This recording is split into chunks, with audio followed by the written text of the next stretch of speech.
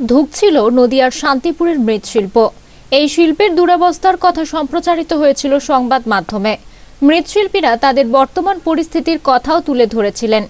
এবার এই মৃৎশিল্পকে এগিয়ে নিয়ে যাওয়ার জন্য পাশে দাঁড়ালো পশ্চিমবঙ্গ সরকারের ক্ষুদ্র মাঝারি কুটির শিল্প দপ্তর।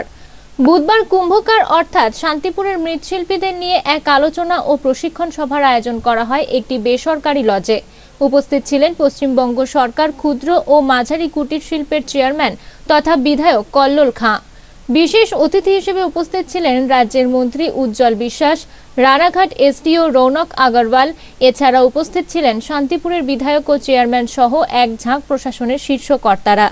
এই অনুষ্ঠানের শেষে মন্ত্রী উজ্জ্বল বিশ্বাস বলেন, রাজ্য সরকার মৃৎশিল্পীদের নিয়ে চিন্তাভাবনা শুরু করেছে শিল্পকে এগিয়ে নিয়ে যাওয়ার জন্য।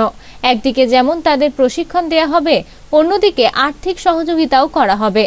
তবে এই মৃৎশিল্প আগামী দিনে বিশ্ব বাংলার দরবারে পৌঁছে যাবে, এটা আমার বিশ্বাস। এখানে এদের ট্রেনিং করাবে এবং এদের পয়সা কড়ি দেওয়ার ব্যবস্থা করছে। এখানে রাজ্যের এমএসএমই ডিপার্টমেন্ট থেকে অফিসাররাও এসেছে। এটা ভালো প্রস্তাব, তার জন্যই এসেছে। প্রস্তাবটা নিয়েই পরবর্তীকালে তাদেরকে এই ব্যাপারটা নিয়ে জাগিয়ে তোলার জন্য চেষ্টা। তো আশা করা যায় কালে আমাদের সমাজে এরাই আমাদের আগে মূল কেন্দ্র ছিল। এখন আমাদের সরকার তরফ থেকে তাদেরকে কিছু উপার্জন করার জন্য সমস্ত কিছু নতুন নতুন প্রক্রিয়া আজকে তাদেরকে শিখিয়ে পড়িয়ে নিয়ে এগিয়ে নিয়ে যাওয়ার জন্য চেষ্টা হচ্ছে। তো ওটা ভালো হবে আমার আশা।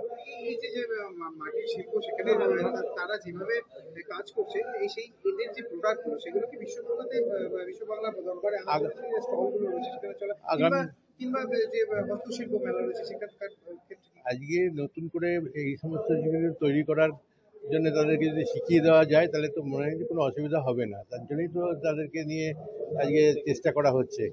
তো সেটা বোঝা যাবে যে কতটুকু তারা এটা ব্যাপারটা বুঝছে। খালি পয়সা নিলেই তো হবে না, তার জন্য ব্যবহার করতে হবে। তো সুতরাং সব দিক থেকেই তাদেরকে জাগিয়ে তোলার জন্য তো চেষ্টা করা হবে। অন্যদিকে এসডিও রৌনক আগরওয়াল বলেন, যেসব মৃৎশিল্পীরা বিভিন্ন রকমের পুতুল তৈরি করছেন তারা যাতে আরো নতুনত্ব কিছু তৈরি করতে পারেন, তার জন্যই প্রশিক্ষণের ব্যবস্থা।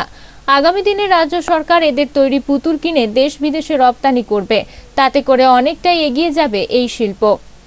এখানে আজকে বেসিক্যালি এমএসএমই ইন্ডাস্ট্রিতে শান্তিপুরে যত পটারি যে সাথে যুক্ত আছে ওনারাকে ট্রেনিং দেওয়ার জন্য, প্লাস এমএসএমই থেকে যা সুযোগ আমরা দিচ্ছি রাজ্য সরকার থেকে, ওটার জন্য একটা অ্যাওয়ারনেস প্রোগ্রাম আছে। যেরকম আমরা এখান থেকে ভবিষ্যৎ ক্রেডিট কার্ড প্রোভাইড করছি, এসইআইপি আছে, প্লাস ওটার সাথে আমার এখানে এনাকে সাজেশন ছিল যদি আমরা সব প্রত্যেক ডিপার্টমেন্টকে নিয়ে আমরা সমন্বয় করতে পারি তাহলে ওটা ভালো হয়ে যাবে। প্লাস তৈরি করার পরেও ইভেন নিউ ডিজাইনস করার পরেও যদি ওটাকে আমরা সেল করতে পারি, মার্কেট লিঙ্কেজ করতে পারি, তাহলে আমরা এগোতে পারবো।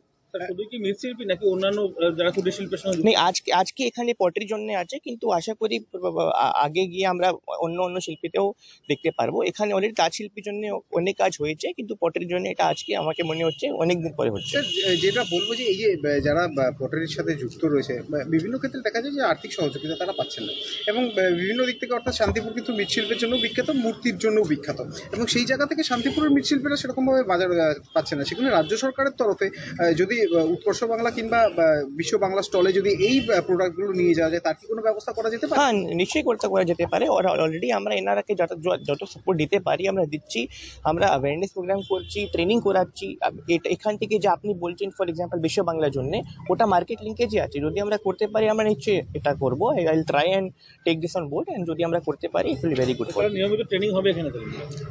আজকে তো এটা অ্যাওয়ারনেস জেনারেশন আছে কি আপনি এখানে এসে করতে পারেন। আগে এটা এনারা ইনস্টিটিউট কি করবে ওটা দেখে।